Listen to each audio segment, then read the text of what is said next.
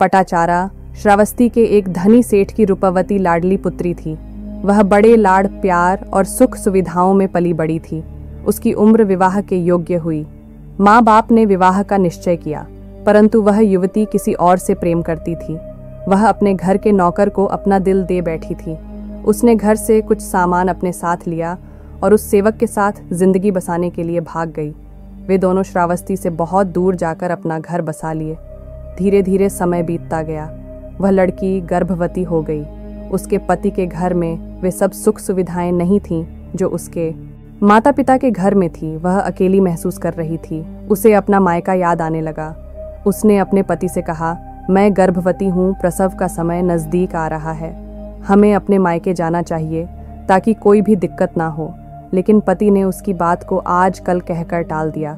वह लड़की रोज़ रोज़ अपने पति से कहती रही कि मुझे मायके जाना है, लेकिन पति आज कल कहकर टालता गया। आखिर पत्नी को समझ आ गया कि उसका पति उसे मायके ले जाने वाले नहीं हैं और प्रसव का समय भी नज़दीक आ गया था। एक दिन उसने सोचा कि उसे अकेले ही चले जाना चाहिए। उसका पति कहीं काम करने के लिए बाहर गया हुआ था। वह अपने पड़ोसियों से जाकर बोली कि मैं अपने मायके जा रही हूँ, मेरे पति जब घर आए तो उन्हें बता देना, वो मेरे लिए चिंता ना करें। ऐसा कहकर वह अपने मायके निकल पड़ी। कुछ देर बाद पति वापस आया। पत्नी को घर में ना देख पति घबरा गया। उसने आसपास पूछा तो पता चला कि उसकी पत्नी अपने मायके चली गई है। यह सुनते ही वह पत्नी को वापस लाने के लिए दौड़ पड़ा। उसे दुख हो रहा था, अफसोस हो रहा था कि आज उसके चलते उसकी वैभव संपन्न पत्नी की यह दुर्दशा हो रही है। वह उसी रास्ते ढूंढने निकल पड़ा। उसे पटाचारा मार्ग में ही मिल गई। पति ने पत्नी को वापस घर आने के लिए बोला, लेकिन पत्नी ने साफ मना कर दिया। वह चलती रही, पति भी उसके साथ चलते रहे। कुछ दूर चलने के बाद पत्नी को प्रसव वेदना हुई। आसपास पति ने कुछ व्यवस्था की और उन्हें संतान की प्राप्ति हुई। वे दोनों बहुत खुश हुए। जिस प्रयोजना से मायके जाना था वह रास्ते में ही पूरा हो गया और उनका जाना टल गया।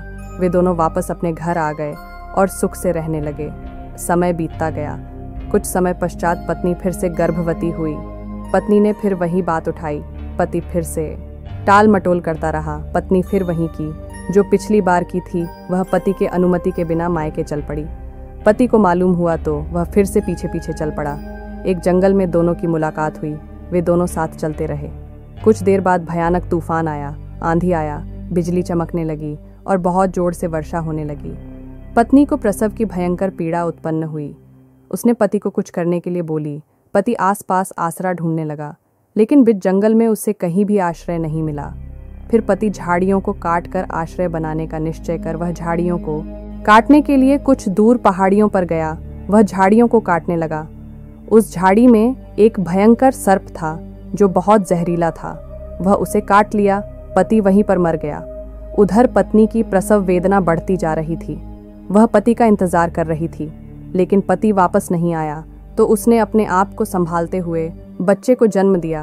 वह अपने दोनों बच्चों को उठाई और आंधी तूफान के धक्के खाती हुई पति को खोजने निकल पड़ी। खोजते खोजते वह पहाड़ी पर जा पहुंची जहां उसका पति मरा हुआ था। पति के मृत शरीर को देख उसकी शोक की कोई सीमा नहीं रही। वह रोई, जोर जोर से चिल्लाई, विलाप करने लगी, लेकिन उसकी आवाज सुनने वाला वहां पर कोई नहीं था। उसका मन उसे कोस रहा था, कचोट रहा था कि उसकी वजह से उसके प्रिय पति की मौत हो गई।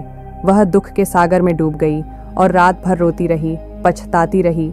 उसके पास अब कोई दूसरा चारा बचा नहीं था। सुबह हुई। उसके कपड़े भीगे हुए थे, शरीर शिथिल था, बच्चे रो रहे थे। वह अपने बच्चों को देखी। बच्चों की रक्षा की भावना ने उसे शक्ति दी। वह अपने आप को संभाली और पिता के घर जाने के लिए श्रावस्ती की ओर निकल पड़ी। कुछ दूर चलने के बाद मार्ग में एक नदी था। रात्रि में हुई वर्षा के कारण उस नदी का बहाव तेज था।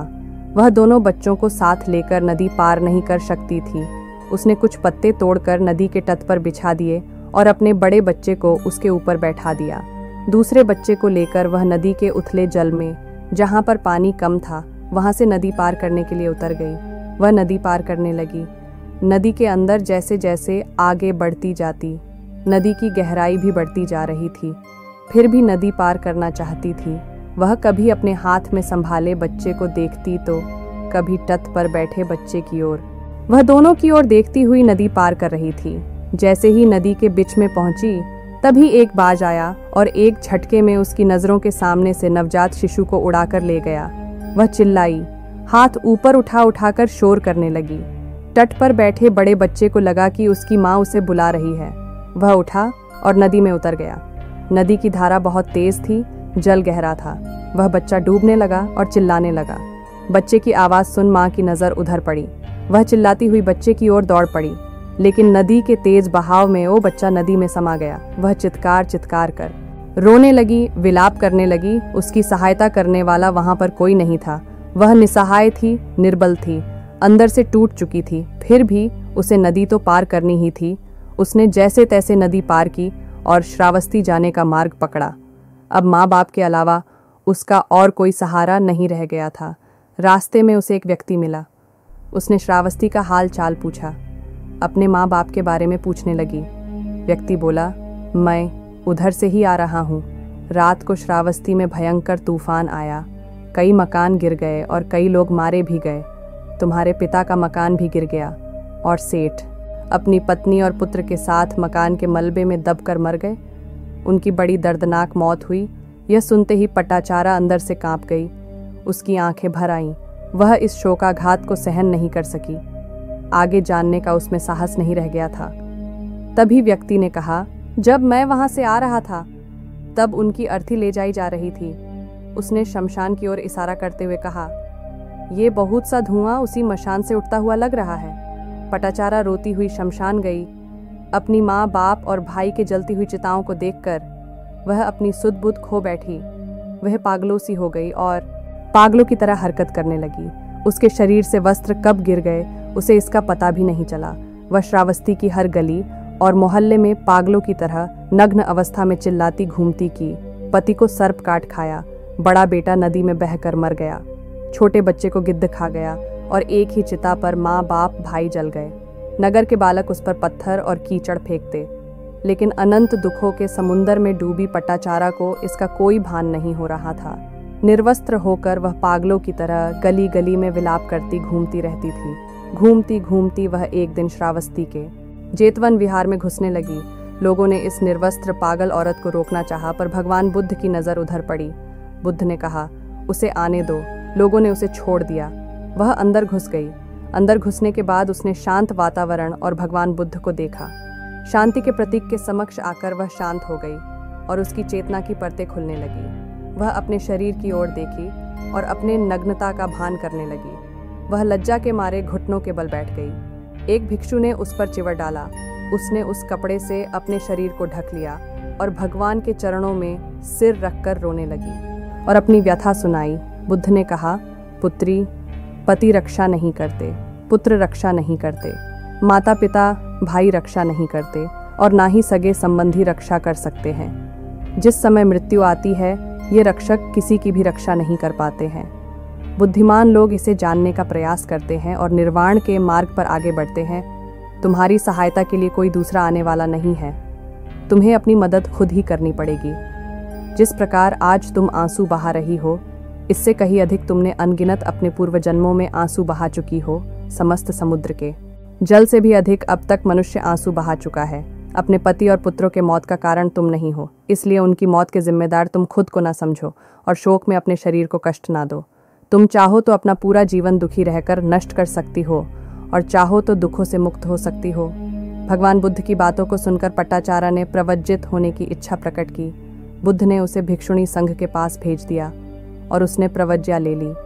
किसी समय पटाचारा अपने पैर धो रही थी। पैर धोते समय वह सोच रही थी कि पंचस्कंधों की उत्पत्ति किस प्रकार होती है और उनका विनाश किस प्रकार होता है। उसने पद पर पानी डाला, पानी गिरा और बहा। वह जमीन पर कुछ दूर जाकर सूख गया। उसने दूसरी बार पानी फेंका, दूसरी बार भी पानी कुछ अधिक दूर जाकर सूख गया। उसने तीसरी बार पानी गिराया, वह कुछ और दूर जाकर सूख गया। पटाचारा ने सोचा, इसी प्रकार प्राणी प्रथम, मध्य और अंतिम अवस्था में आते हैं। कुछ लोग बहुत जल्दी मर जाते हैं, कुछ लोग आधी उम्र में और कुछ लोग अंतिम अवस्था में मर जाते हैं। शरीर अनित्य है, भंगूर है। यह सोचती हुई पटाचारा इसमें खो गई और उसे बुद्धत्व का सूत्र मिल गया। इस तरह से पटाचारा उन बौद्ध साधिकाओं में गिनी गई जो एक ही जन्म में निर्वाण को पा लिया। दोस्तों, आशा करते हैं कि आपको यह कहानी पसंद आई होंगी। अगर इस कहानी से थोड़ा कुछ भी सीखने को मिला हो तो हमें कमेंट के माध्यम से बताएं। धन्यवाद।